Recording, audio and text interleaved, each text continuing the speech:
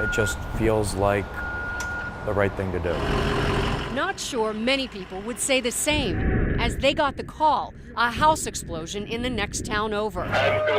Joe Dunn, a volunteer firefighter with the Haddon Fire Company, joins fellow volunteers to do what they have to do.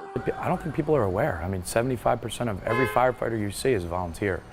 And people aren't aware of those stats. But according to national statistics that are mirrored in Haddonfield, the number of volunteer firefighters has dropped precipitously in the past 20 years. So you're asking for a group of individuals to come from either work or from home to come in and put their life on the line and to save someone's life or someone's property. And it's becoming more and more difficult.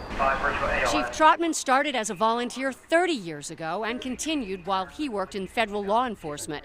He points to the time commitment and expectations of modern firefighters who do this life-saving work as non-paid, highly skilled emergency responders. Training today is upward over 100 hours, and then there's continuous training, there's continuous CEUs. The public demands to have a professional show up. Bring enough resources together. Trotman says they could get a call to rescue a cat one minute, a sewer leak the next, or it could be to a terrorist attack, it could be to a fire itself. And the fires today are burning hotter and faster than they ever have before because of the products that are in the homes, the construction of the homes. So is safety compromised with fewer volunteers? The chief says area communities form alliances to help out, but if there aren't enough volunteers, then what? If you don't get the volunteers, then you're going to wind up having to go to a paid department.